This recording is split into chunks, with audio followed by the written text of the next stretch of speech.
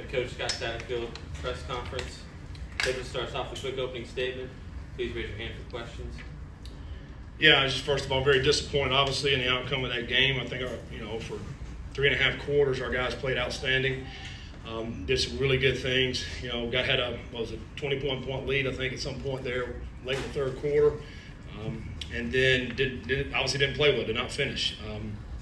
And it really was all three phases. You can pinpoint some things. Right before half, nice drive. We get down. We got to knock down the field goal. We missed a 20-some yard field goal. We got to knock that down. Then they go down. Thought the first half was over. They put 1 second back on the clock, and they knocked theirs down. It's a 6-point swing right before half. Obviously disappointing. In the fourth quarter, they hit a couple big plays. They got isolated. They're running back on one of our linebackers and hit a pass play that went to the house. Obviously don't want to put our kids in those type of situations. And then offensively, we gave up a sack and a pressure there the last two drives. Potentially going for it on the 4th and 3 there. Thought, okay, well, let's pin them back and make them have to drive most of the field to try to kick a field goal. Everything was going according to plan until the 4th and 4. And then they called a penalty on one of our D linemen, saying that he was, acting like he was calling a cadence or something, whatever they call that. And you can't hear a D lineman because our stadium was extremely loud on that 4th and 4. I mean, you can't hear anything. And I don't even know what the time was, probably a minute and a half on 4th and 4, and they want to call that and bail them out and give them a first down, and then and then they get down and able to kick a field goal. So there was a couple things like that happened that was very disappointing. We get a holding call in the first half when we hit a completion there inside the 10. They called holding by the same guy that called this penalty. So very disappointed in some of those calls there, to say the least, and because they affect the games, and our guys are making plays out there, and then all of a sudden they get bailed off the hook. So then having said that, they did enough to win the game. I think offensively, we had the ball shoot 36.5 minutes, trying to keep their offense off the field. Thought we did a good job with that. Third down conversions, we were pretty solid for the most part throughout the game. I thought Sorsby handled their pressure well. If you watched they pressured a lot today. Most of the game, we got rid of the football most of the time, except there toward the end of the game. Thought Connor ran his butt off today. Again, that's back-to-back years. He's really ran hard against Pitt's defense, which is really good. I thought Fletch punted the ball good today. Again, another great day. So, very disappointed in this, but very upset as well. And I told our guys in the locker room, learn from this, but we can't make this another negative tomorrow when we get ready for Miami this week. Did you get an explanation on Corleone's helmet coming off on that play? No, they didn't. I didn't hear anything on that.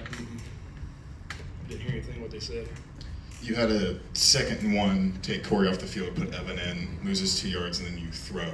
What was the motivation behind that, kind of taking out your bell cow in that situation to get a first down? I think it was an RPO right there, so it could have been a run or pass on that particular play. And for the most part, he was really good. Sorsby was really good at that. And there in the fourth quarter, we missed 2 of those that whatever decision we made, should have made the other one. But that's the course of the game. You got to make the right decisions. But yeah, obviously Corey, he's a bell cow. We got to continue to get him the ball and let him go to work. And because he did, he played a great game. He broke a lot of tackles today and had some big long runs. For the second week, the offensive numbers in the first half and the second half were different. Was that by design on your? No. We're trying to get what they're doing. Yeah, we're trying to get some plays. They made some adjustments in the second half. As I mentioned earlier, the couple of pressures that they brought, they got to us there in the last 2 drives. And they were playing a different coverage behind, which was different what they'd done all day. But we didn't have the right protections, and really in both of those third downs, and that's on us. That's not our players. We got to do a better job with getting in the right protections in order to give our quarterback time to make the throw. Because we got guys there, we just didn't have time.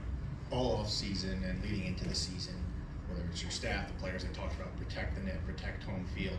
When you go up against a rival, they come in here and they call it an upset against you guys. How do you flip that page as quickly as you need to? Yeah, we had to. We played a really good game up to the last 10 minutes, 8 minutes. And their kicker's really good. He knocked all his field goals down today, and they were solid. And, but we have to learn from the things that we didn't do well. I mean, there was a few plays out there, as I mentioned earlier, that probably ended up costing us the game. And, we got to learn how not to make those mistakes and get better with them and, get the win, get over the top. We got to learn how to finish these games. You can't let this game continue to affect us. This group right here, I mean, they were great in the locker room right there, with our leadership in this team. They're doing the right things. We'll continue to come together and come out and play much better next week. You mentioned the officiating, but beyond that, the details, whether it be missing a field goal or penalties going down the stretch, how do you clean those up in time for Miami? Well, we just got knocked down the field goals. I mean, that was basically an extra point, and he knocked down a 50-some yarder, which is a great operation. And it's not always on the kicker like that. The short field goal, the snap was a little bit off, and the hole was off, and the laces were right where he was kicking. I mean, so it's not just the kicker. I'm not throwing him under the bus. There's a total operation there when you got snap, hold, and kick.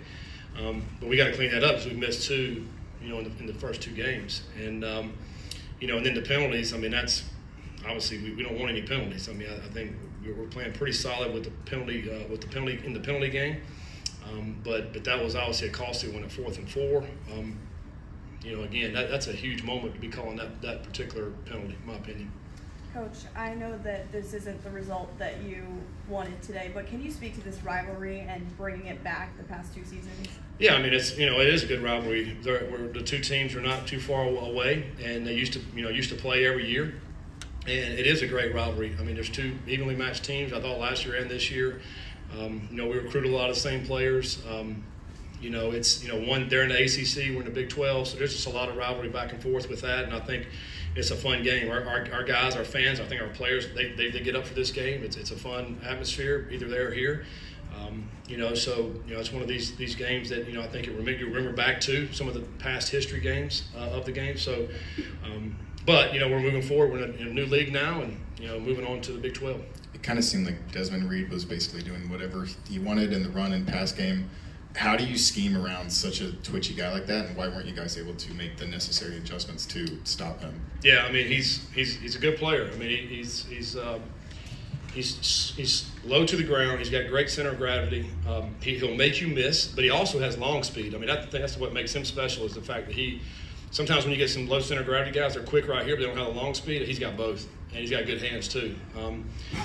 He's had 150 yards and right there with Corey with 149. The difference was really the long cut. He had a touchdown catch, a 56-yard touchdown. That to me was the big difference in the game. I thought for the way he played, because I thought we tackled him well and tried to hem him up, which you can give up some yards. We don't mind giving up yards, just holding them to field goals. Which I think we did a great job there until the fourth quarter. It seemed like Dante had a really strong game back. Obviously, you're watching his snaps and his conditioning as the game went on. But how did you think he played, especially in the second half when you needed some big stops? Yeah, Dante, man, just first of all, just a first-class individual. I mean, he's a great person with a big old heart, does things right. He cares about people. He's the kind of person and player that Bearcat fans love because he does things that way. He's the kind of person that we want to have on a bunch of Dante Corleones on our team just because of the way he handles himself. But having him out there was outstanding, just for our players and for him too and his psyche. He's worked really hard to get to this point in his career, and to be able to have him to go out and play today was awesome. Obviously go back and look and see how he played, but certainly he made an impact, and was getting some pressure, tackled a running back several times in the backfield. So, we love Dante and love having him out there. I know you have to still go back and watch the tape, but still speaking on Dante, did you notice how Pitt's offense was different than maybe, I guess, Towson approached you guys because Dante was on the field? I don't know if they really changed a whole lot. I think they pretty much do what they do, with some inside zone stuff, some counter, that's going fast and just trying to throw the ball out and spread it out. I think they still continue to try to do that. I thought really, for 3 quarters, we kept the ball away from him really, really good and kept him off the field. And we didn't do that in the fourth quarter offensively. That was the issue. We got off the third downs. We were doing good on third downs until that fourth quarter. That was a big part of the game to stay in there. They're a talented offense to be able to go fast. They're completely different than what they have been the last few years. You had another roughing the passer penalty that led to another Pitt touchdown. What can you do to prevent that besides just telling them to not? Yeah, I mean, our guys are rushing the guy hard. He's outside the pocket. They're going to hit him. I thought it was a questionable call. I thought he's letting the ball go. We push him in the chest. I mean, he calls targeting. Obviously, go back and look at what targeting, but he still kept the roughing penalty on. I mean, obviously, they want you to stay off the quarterbacks, but the guy, you guys saw him, he ran around all day today, and he bought a lot of time. So he's out of the pocket again, so we're trying to go get him to throw the football. He does throw it. We push him right here, and we get called roughing. It's a fine line there. Our kids are going to play hard. Hopefully, we won't have any more of those, but we're going to play hard, and we got to get the ball, out of his hands. Meekins had a big interception in the red zone. And in the second half, he didn't see many snaps. Was there anything like injury-wise, what that decision? He got dinged up and could not come back in. And not sure of the injury. I just know they said he was out and could not come back in. I think it happened right before halftime, so he didn't play in the second half. But he was out cheering his guys on. He couldn't play, but he's on the sideline. He's trying to pump him up, cheer him on, help coach. I mean, it says a lot about him and the rest of our guys that they tried to stay in the game and really pump the guys up that when they wasn't playing. Any other questions for Coach? Thank you. All right, thanks, guys.